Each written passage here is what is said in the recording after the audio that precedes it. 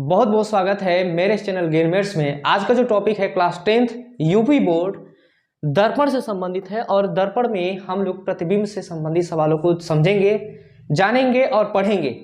आज का जो लेक्चर है, लेक्चर नंबर जो है 7 होने वाला है, लेक्चर नंबर 7।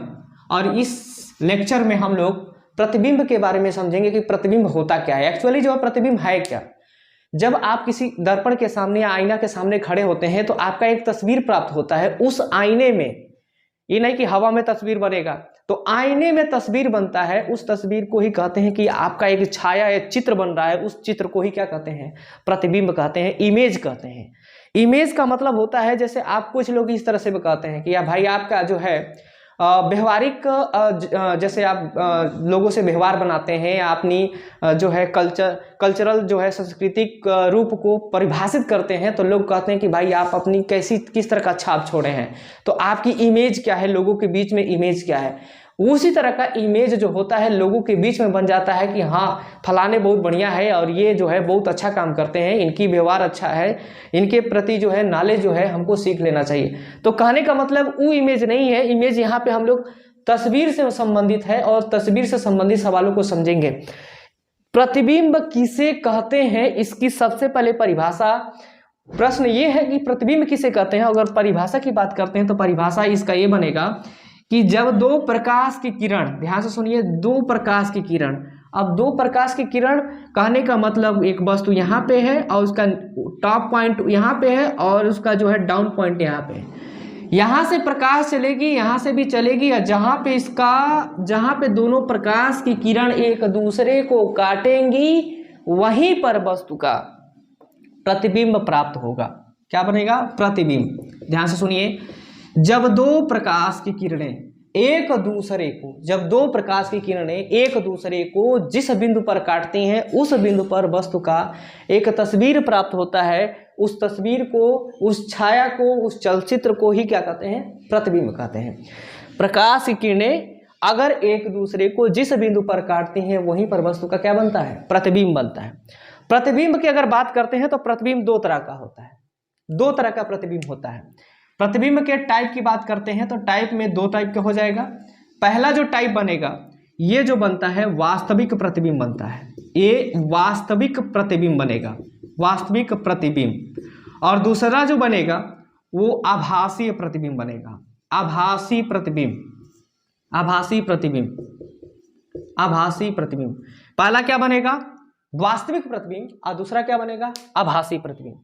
हम लोग प्रतिबिंब को परिभाषित किए कि जब दो प्रकाश किरणें एक दूसरे को जिस बिंदु पर काटी तो वहां पर वस्तु का प्रतिबिंब बना।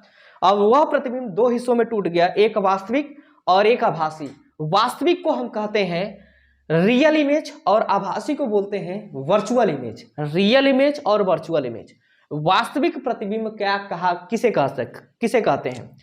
तो वास्तविक प्रतिबिंब की परिभाषा और आभासी प्रतिबिंब की परिभाषा, यहां से अलग अलग चीजों को हम लोग समझ लेते हैं। वास्तविक प्रतिबिंब वो होता है जिसे पर्दे पर प्राप्त नहीं किया जा सकता, जिसे पर्दे पर प्राप्त नहीं किया जा सकता, प्राप्त नहीं किया जा सकता। ठीक है। वास्तविक प्रतिबिंब वह प्रतिबिंब होता है जिसे हम पर्दे पर प्राप्त नहीं कर सकते हैं, वह वास्तविक प्रतिबिंब कहलाता है। आभासी प्रतिबिंब किसे कह सकते हैं? जिसे हम पर्दे पर प्राप्त कर सकते हैं, जिसे हम पर्दे पर प्राप्त कर सकते हैं, ये जो प्रतिबिंब कहलाता है, ये जो है आभासी प्रतिबिंब कहलाता है। वास्तविक प्रतिबिंब वह प्रतिबिंब है जिसे हम पर्दे पर प्राप्त नहीं कर सकते हैं। अब पर्दे का मतलब ये नहीं कि आपके घर के सामने जो है दरवाजे के सामने पर्दा लगा है और उसमें आपका चित्र बनेगा, ऐसा कुछ नहीं। पर्दे का मतलब होता है टीवी। आप प्रतिबिंब के बारे में हमने देखा कि प्रतिबिंब दो तरह का होता है, एक वास्तविक प्रतिबिंब और दूसरा आभासी प्रतिबिंब। वास्तविक प्रतिबिंब उसे कहते हैं जिसे हम पर्दे पर प्राप्त नहीं कर सकते हैं। आभासी प्रतिबिंब उसे कहते हैं जिसे हम पर्दे पर प्राप्त कर सकते हैं।